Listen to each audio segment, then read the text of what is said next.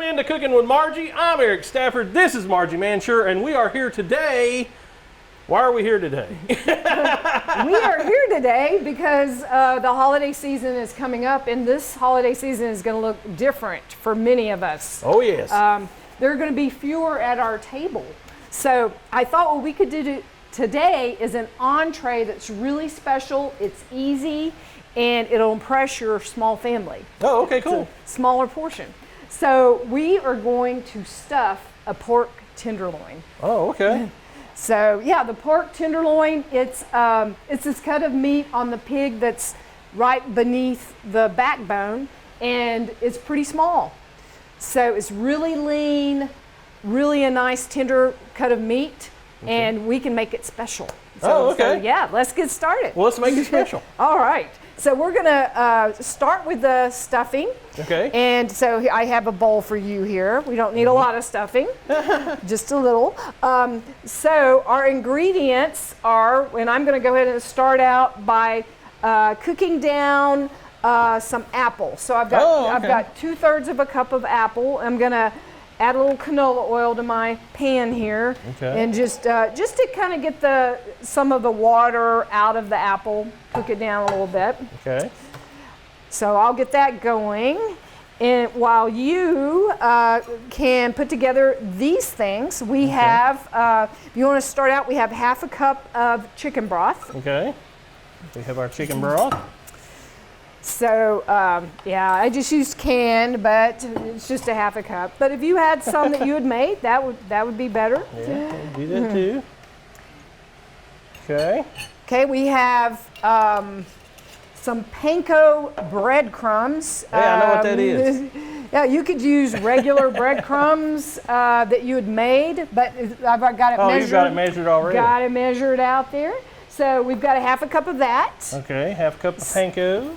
So mix that together. Okay. And we're gonna put in some cranberries, some of those dried cranberries. Okay. And that would be the red ones. Yes. And those are, remember we used cranberries before a couple of times in our Yeah. recipes, and we were like, well, what can we use cranberries for? What other things could we do with them? Yeah. So here we are. We'll put in this stuffing too. Okay. And we have 1/3 cup of chopped up figs. And figs, they just have such a nice flavor. Yeah. So, wow. So this is going to be kind of a little sweet dressing. Okay. And of course, you have to have some nuts. Of course. Because they add flavor to anything. Yeah, and nutrition. Absolutely. So make it a little more hearty. So I have, again, a 1/4 cup of pecans that I've roasted those. Okay. And I just love to roast my pecans. I know, I or was my going to nuts. say, you're so extra. It adds so much to them, right? Yeah. So you could use pecans, you could use walnuts, Yeah. anything like that. So my apples are sizzling up here. I'm going to add a 1/4 cup of green onions that I've cut up, sliced up really small. Okay. Just saute those down a little bit. Yeah. That looks good.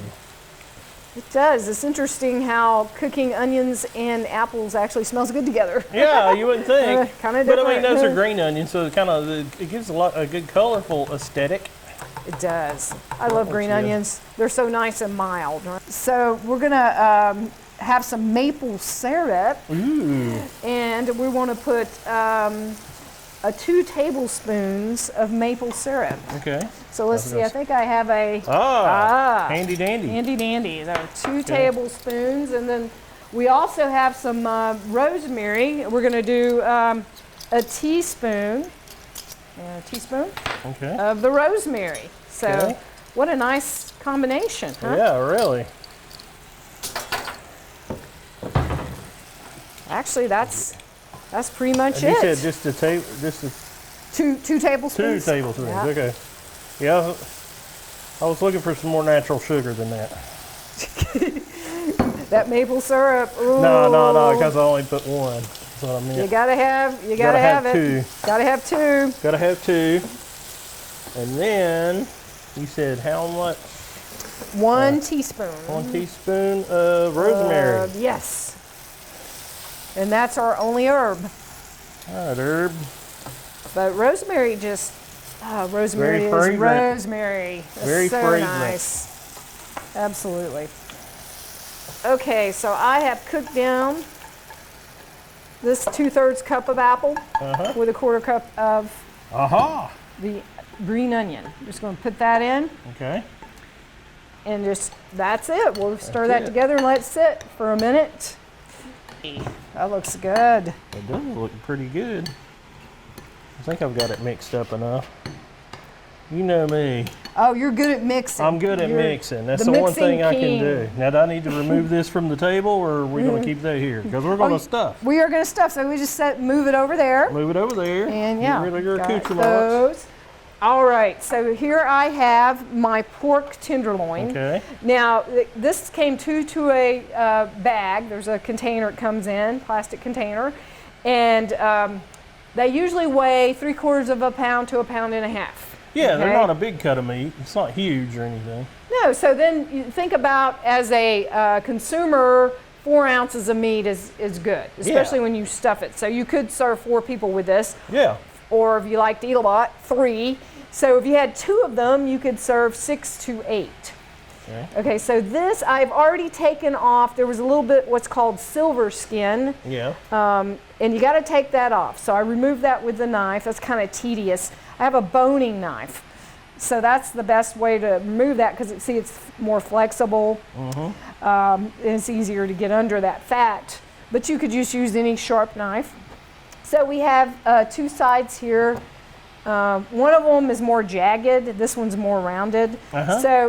So you also want to make sure that it's about the length of your pan that you're gonna. We're gonna cook it in a pan. So my pan's about 12 inches. So I don't want it to be any longer than that. Okay. So I'm gonna go like halfway. I'm going to go 3/4 of the way through this. I'm cutting through it. So that this is basically, I'm butterflying this. Yeah. So that I can put my stuffing in there. So let's see how that looks. Yeah. Yeah, so that looks really nice. So notice how lean that is. Yeah, it's a lean cut of meat. So there's, no marbling or anything, but it doesn't get exercise on the part of the pig that it's on, so that where this is located. So that's why it's also tender, because a lot of time lean meat is not that tender. So then I'm going to put my newly made stuffing here, kind of down the middle. Okay. And if you get too much in, it's fine. It'll just come out whenever you roll it. So, and I've got enough here for 2 tenderloins. That recipe made 2 tenderloins. If you're only making 1 like us, what we can do is put this in a metal baking pan, and we'll just bake that off for maybe 20-25 minutes. I've already preheated my oven to 325. Okay. Okay, so there's that. Okay, so now this is, now I'm not a proponent of tobacco usage, but this is kind of like rolling your own. Rolling your own, right? So then we're just going to roll this, and some of that is going to come out, but hopefully a good amount's going to stay in. All right. So there, we kind of have that rolled. Okay.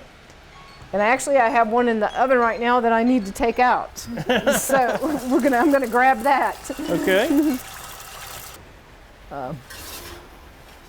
Temperature this one is. So the goal is for the temperature to be 165 degrees on the inside. Okay. Right? So you have to, every kitchen has got to have a good digital thermometer, or even one that is a dial.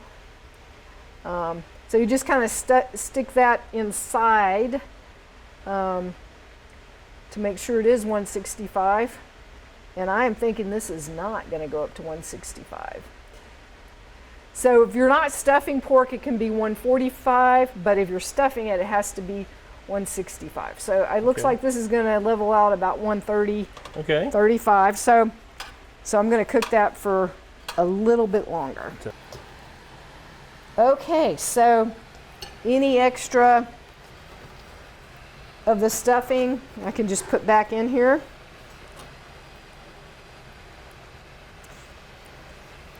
And you don't want it to be poking out because then it might burn when it's in the oven.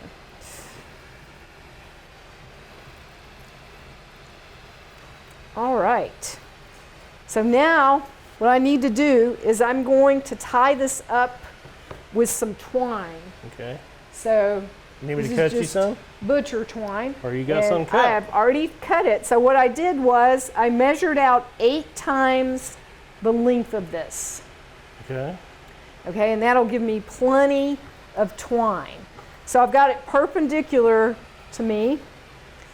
And so I'm going to start at the end that's furthest away.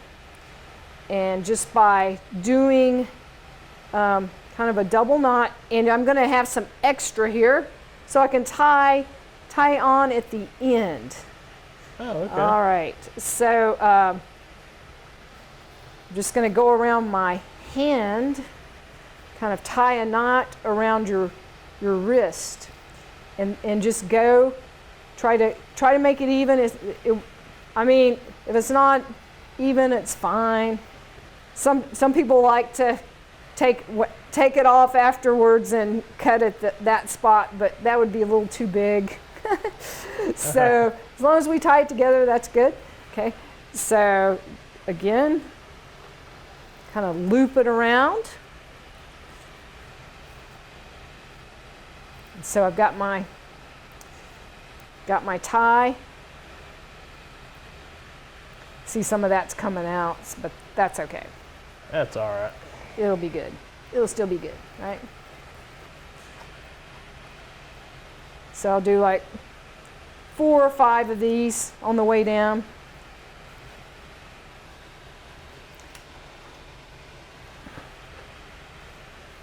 Maybe one more for good measure. All right. Oh, that one didn't go quite as well. You know, if it's not pretty, it's okay. It's okay. As long as it ties it, right? As long as it tastes good. As long as it tastes good. God, I don't know what happened to that one. Try this again. All right. So I'm trying to get this like right there in the middle, because I'm going to go back through. Go back through. All right. So I've got that side tied. Take any of the stuffing out that's voluntarily come out. And we're going to cook that here in a minute, so no need to fret over contamination. Right, exactly. We're getting ready to cook that. So now I'm going to turn this over.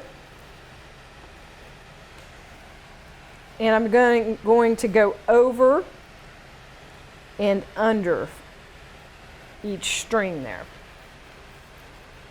So you just do that all the way, coming back up. I don't tie my shoes this complicated. I hope not. You're not going to bake your foot, right? I know, Stuff your right? foot and bake it. So, this is serious. If you wanted to do this trussing technique with another type of meat, I mean, you could, right? Yeah. Different types of pork, or even if you had a huge chicken breast, which some of the chicken breasts are really large. Now I'd be tempted to like put it together with maybe wooden skewers that I had like soaked or something, try to keep them from burning. Well, then or metal skewers, something to. I'm lazy. Well, you know, you could do that with this tenderloin because it really is tender. And see, so that side's the same as that side. There it is. And that's, that's wrapped up better than my packages. So yeah, we're just gonna keep that together. And now I've got that piece at the end, and I can tie that off. So I do have a little extra, but that's better than not having enough. Yeah. So then I'll just cut that off. So Look at that. there it is. So you could stuff this with whatever you wanted to, right? Whatever kind of stuffing you like. And actually, I've cooked it before where we cooked it with sausage on the inside. Oh, cool. Yeah, pork stuffed with sausage. It's kind of cool. All right. So now our next step will be to dredge this in a little bit of flour, okay? And then we're going to sear it off. So here I've got some flour. I've just seasoned it up with a little bit of salt and pepper. So I'm just dredging that. And then I'm going to sear that. So that'll really help keep that juicy. It'll form a nice caramelization on it. So we're going to heat up our pan here. Pretty warm heat, medium to medium high. We're going to put a little canola oil in. You could use another vegetable oil. I like the canola oil because it doesn't have much flavor and it has a high smoke point. Okay. I can use my, I'm going to put the uglier side down. Or no, wait a minute, no. I'm going to put the nicer looking side down because, yeah, we'll go ahead and just sear that first. Okay. So you can see that's pretty hot. It's starting to sizzle. Mm-hmm. So that's just going to take a couple of minutes to get nice and caramelized and brown.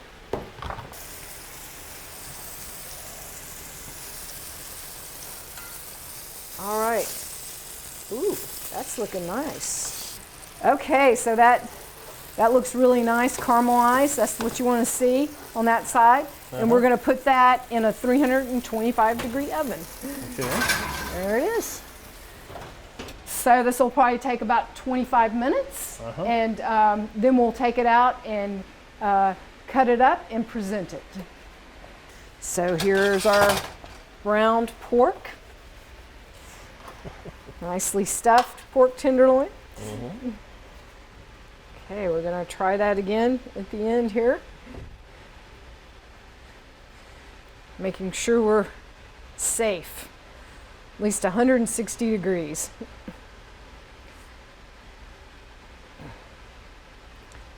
This is it. So it'll rise up to, if you let it sit for 4 or 5 minutes, it's going to keep going, rise up to 165. Okay, so we're going to want to cut off the uglier side, the string from the uglier side. So, we'll cut that off after it sits about 3 minutes. Okay, I'm going to cut this with my boning knife, this string. Just going along here. It's a little bit hot. I'll hold it with my. So I did get a new set of tongs. Oh, that one's stubborn. Okay. Because I don't want to cross-contaminate with my tongs, right? That's all right. Okay. So now we're going to cut our pieces. A little end piece. That looks nice.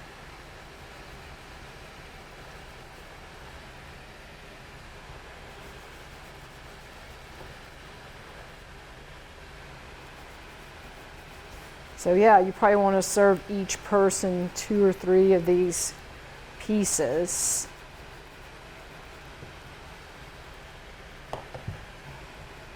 So look at that. Yeah, and it's just like a medallion, like a filet mignon kind of size. Yes, indeed. So we're just gonna present that. It does present very well. So if you wanted to make a sauce, or if you had a gravy or something, you could have that with it, but it doesn't require that at all. It's certainly going to be moist enough without it, and it just cuts so easily. So, for your family of 4, you might as well make something special. All right. And there you have it. Yes, I know. I'm impressed. I think this would impress most people. Yeah. And I'm impressed with your tying skills. That was that was impressive. Well, it doesn't have to be pretty, but as long as it holds together. Well, that's very pretty. That's very beautiful. Thank you. Great. Yeah, I'm excited about this. So if you didn't want to go to all this to stuff it and tie it and all that, just getting a pork tenderloin, seasoning it up and baking it in the oven. I mean, it's easy. If you don't stuff it, remember it only needs to go to 145. Okay. And that's certainly simpler. But yeah, this is kind of with a special holiday. Nice holiday meal. Fun. Yeah. All right. Well, thanks, Margie. Well, thanks for helping me out and making the stuffing. All right. Okay. Happy holidays. Happy holidays.